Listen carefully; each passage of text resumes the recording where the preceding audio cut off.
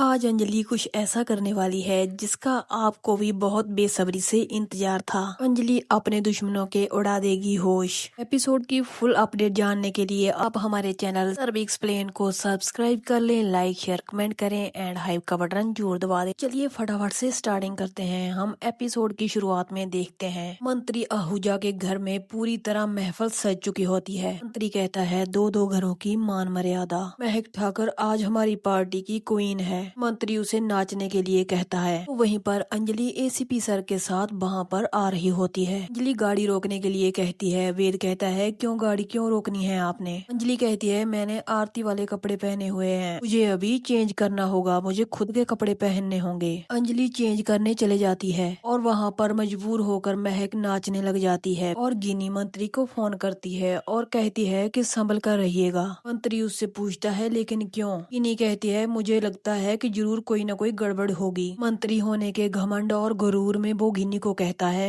अभी तो पार्टी शुरू हुई है, अभी तो बहुत कुछ होना है, फोन रखिए। वो गिन्नी की एक बात नहीं सुनता कि गिन्नी क्या कहना चाहती है। मंत्री फोन काट देता है। वहीं पर राघव सिंह राजपूत गिन्नी से पूछते हैं महक को ढूंढते ढूंढते क्या गिन्नी तुम किससे बात कर रही थी? कहाँ रखा है तुमने मेरी बेटी को? बेशर्म गिन्नी कहती है इतने उतावले क्यों हो रहे हो आप? आपने उसे विदा कर दिया है, आपका काम खत्म। अब उसकी जिम्मेदारी उसके ससुराल वालों की है। वो महक को घर से बाहर निकाल दें, उसे दांव पर लगा दें या उसे तराजू में बिठाकर उसका मोल लगा दें, ये उनका काम है। भगत सिंह कहते हैं बहू जवान को लगाम दो। गिनी कहती है कौन सी बहू? मैं रानी माजूमदार हूँ। आज महक आपकी बेटी सारे आपके पापों का प्रायश्चित करेगी। कोई नहीं है जो आज उसे बचा सके। भगत सिंह कहते हैं कोई तो है जो उसे बचा लेगा। तुम चाहे पूरी दुनिया को अपनी मुट्ठी में कर लो, मगर एक है जिसे तुम मुट्ठी में नहीं कर सकती, उसका नाम है एडवोकेट अंजलि अवस्थी। आगे हम देखते हैं अंजलि एसीपी सर वेद और पद्मा के साथ मंत्री के घर पर पहुंच जाती है। एसीपी सर मंत्री के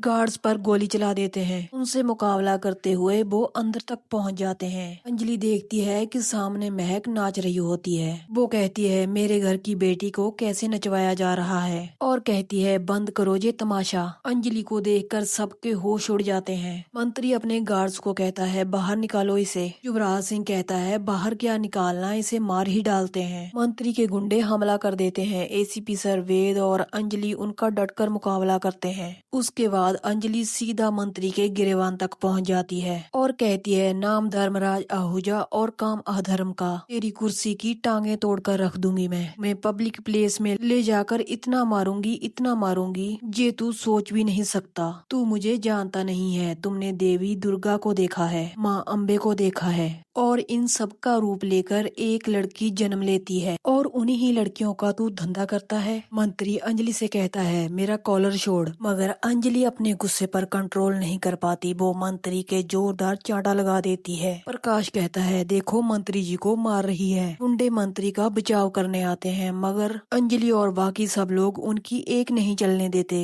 युवराज सिंह वेद पर हमला करता है लेकिन वेद उसे भी मारकर नीचे गिरा देता है। ये देखकर तो मंत्री के होश उड़ जाते हैं। वेद उसे फिर से नीचे से उठाता है और कहता है युवराज ठाकुर तुमने महक से शादी की थी, फिर भी तू उसे बेच रहा है। बोल आखिर तू ऐसा क्यों कर रहा है? एसीपी सर कहते हैं मैं बताता हूँ, क्योंकि इसे प्रॉपर्टी का कॉन्ट्रैक्ट मिला है और वो भी 500 करोड़ का। अंजलि उसके भी जोरदार चांटा टिका देती है और कहती है पैसे लेकर घर की बहू बेटी को बेच रहा है तू। महक अंजलि के गले लगकर खूब रोती है और अंजलि के आंखों में भी आंसू आ जाते हैं। वो कहती है मत रो महक, मैं हूँ ना तुम्हारे साथ, तुम बिल्कुल भी मत घबराओ। एसीपी सर कहते हैं इन सबको गिरफ्तार कर लो, मगर मंत्री कहता है एसीपी निकाल इन सबको यहाँ से। अगर तू नहीं निकालेगा इन सबको तो ऊपर से फोन आएगा। एसीपी सर कहते हैं ये अकेले नहीं जाएंगे, अगर जाएंगे तो तुम्हें सबको साथ लेकर जाएंगे। मंत्री कहता है ऐसा है क्या? वो किसी को फोन लगाता है और एसीपी सर को कहता है जेल है, तेरा बाप है आगे। एसीपी सर उससे बात करते हैं। वेद कहता है नहीं एसीपी सर आप इन्हें ऐसे नहीं छोड़ सकते। क्या हुआ सर, आपने सिर क्यों झुका लिया? एसीपी सर कहते हैं आई एम सॉरी। वहीं पर मंत्री कहता है अपनी औकात में रहो और बाकी सब लोगों को कहता है कि निकलो जहाँ से।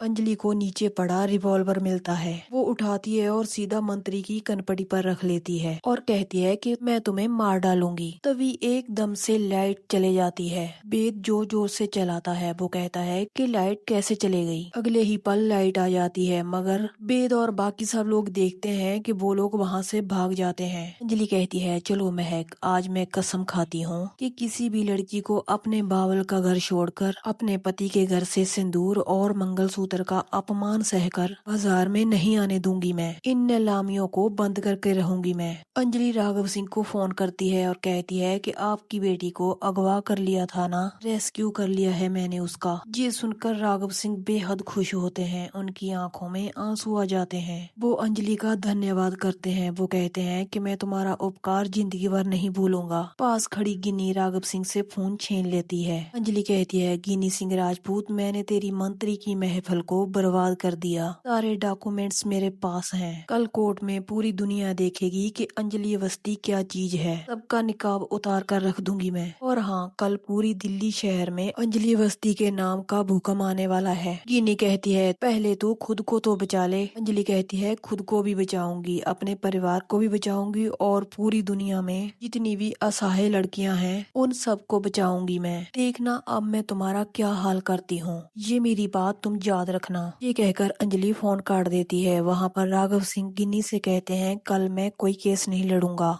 गिन्नी उन्हें कहती है, केस तो आपको ही लड़ना पड़ेगा, लेकिन कैसे, ये आपकी सोच से बाहर है। अभी आप बस देखते जाइए आगे आगे होता है क्या। मेरा नाम भी रानी माजूमदार है। मेरे सर पे हाथ है दामोदर माजूमदार का। अंडरवर्ल्ड का नंबर 1 माफिया है वो। आगे हम देखते हैं मंत्री फोन पर भड़का होता है। वो कहता है कि हमें कुछ नहीं पता, ना ही हम कुछ सुनना चाहते हैं। हमें नहीं पता, कल सूरज निकलने से पहले उस एसीपी सर को नौकरी से बाहर निकालो। अब वो ऑफिसर हमारा शिकार है। बीच चौराहे में खड़ा करके उसे गोली मारेंगे। उसकी इतनी हिम्मत, मिनिस्टर धर्मराज आहूजा के फार्म हाउस पर छापा मारा है उसने। अपने आप को बहुत बड़ा पुलिस ऑफिसर समझता है ना वो। अब हम जो उसका हाल करेंगे उसको भनक भी नहीं पड़ेगी। ये कहकर मंत्री फोन काट देता है और युवराज सिंह कहता है कि बुरी तरह से फंस गए हैं हम। उस एसीपी को रास्ते से हटाने से कुछ नहीं होगा। इसके अलावा हमें सोचना पड़ेगा कि हम क्या कर सकते हैं, क्योंकि महक उस एडवोकेट अंजलि अवस्थी के हाथ लग चुकी है। और आपको पता है, कल का सूरज निकलते ही वो एडवोकेट अंजलि अवस्थी महक को कोर्ट में पेश करेगी। युवराज सिंह कहता है, महक मेरी बीवी है, उससे शादी हुई है मेरी, सबसे पहले मैं ही फंसूंगा। प्रकाश कहता है, पहले अपने बारे में सोचना बंद कीजिए और मंत्री जी के बारे में सोचिए। अगर मंत्री जी बच गए तो हम सबकी भलाई है, नहीं तो हम लोग बर्बाद हो जाएंगे। युवराज सिंह कहता है, तो क्या करें, हाथ पर हाथ धर के बैठे रहें? उस एडवोकेट अंजलि अवस्थी के सारे रास्ते बंद करने पड़ेंगे। प्रकाश कहता है, कैसे करोगे, तुम्हारे पास कोई उपाय है? तो यहीं पर इस एपिसोड का एंड हो जाता है। आज का एपिसोड आपको कैसा लगा कमेंट करके जरूर बताएं। नेक्स्ट एपिसोड की अपडेट जानने के लिए चैनल को सब्सक्राइब कर लें, वीडियो को लाइक कर दें। मिलते हैं ऐसे ही नेक्स्ट एपिसोड की अपडेट के साथ।